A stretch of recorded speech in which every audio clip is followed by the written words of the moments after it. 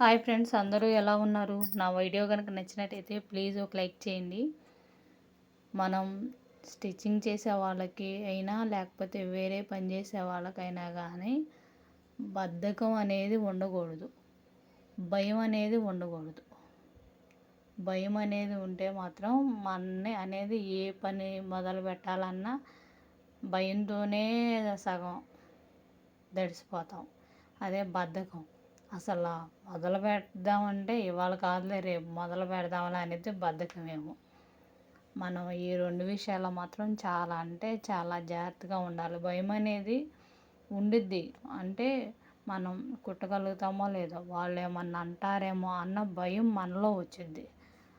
అలా భయపడే కన్నా పోయే బ్లౌజులయ్యో మనయే పోతాయి. మన వాటి మీద మనం ప్రయోగం చేసుకున్నాం అనుకో, మనకు కొంచెం అనుభవం వచ్చింది.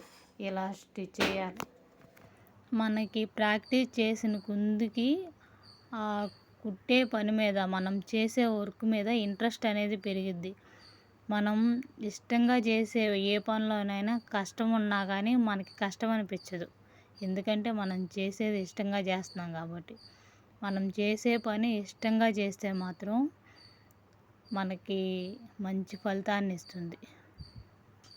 మనకి చేతి నిండా పని ఉండి ఇవాళ కుడదాంలే రేపు కుడదాంలే అని బద్ధకంగా కూర్చుంటే మాత్రం మనం అనేది ముందుకు వెళ్ళలేము.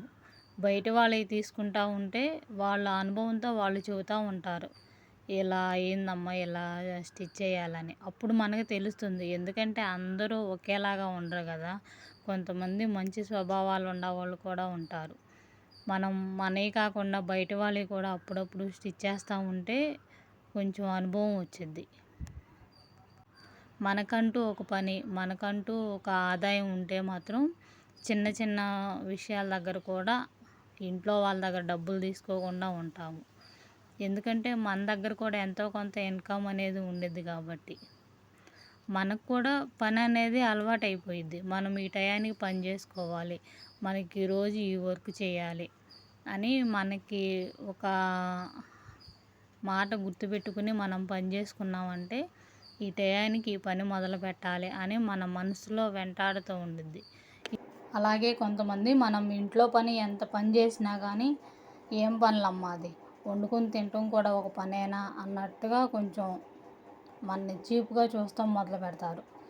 అలాంటివి ఏమీ లేకుండా ఉండాలంటే మనకంటూ ఒక పని, ఇలా మిషన్ కుట్టడం కానీ లేకపోతే చీరల పౌచింగులకు కుచ్చులు కుట్టడం కానీ ఏదో ఒక పని మనకంటూ ఒక పని నేర్చుకుని ఉంటే మనం ఒకరితో అనేది మాట అనిపించుకోవటానికి వీలు ఉండదు.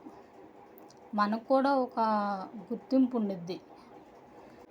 మన పని అనేది వాళ్ళ కోసమో వీళ్ళ కోసమో, వాళ్ళేమంటారో వీళ్ళేమంటారో అని ఆలోచించి నేర్చుకునే కన్నా మన కోసం మన కాళ్ళ మీద మనం నిలబడాలి అన్న పట్టుదలతో ఉంటే మాత్రం మనం ఎలాంటి పనైనా చాలా అంటే చాలా ఈజీగా నేర్చుకోగలుగుతాము.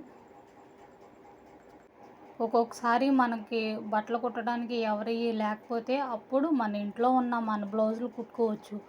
లేకపోతే ఏదన్నా చిన్న చిన్న ముక్కలు ఉంటే చిన్న చిన్న డ్రెస్సులు కుట్టడం అలాంటి ప్రయోగాలు చేయొచ్చు.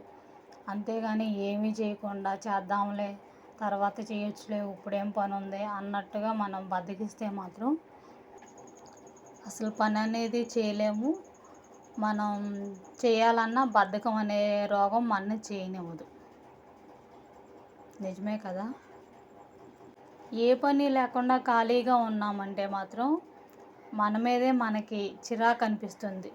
పక్కనోళ్ళు అలా పని చేసుకుంటున్నారు, మనం ఎందుకు చేయలేకపోతున్నాము, మనం కూడా ఏదో అన్న ఆలోచన మనలో కలిగి మనం ఏ పని అన్నా మొదలు పెట్టామంటే ఇక వాటంతట అవే మన మైండ్లో తిరుగుతూ ఉంటాయి. అలా చేస్తే పోయిద్ది కదా, ఇలా కుడితే పోయిద్ది కదా అని మన మైండ్లో ఆ ఐడియా అనేది ఉంటుంది.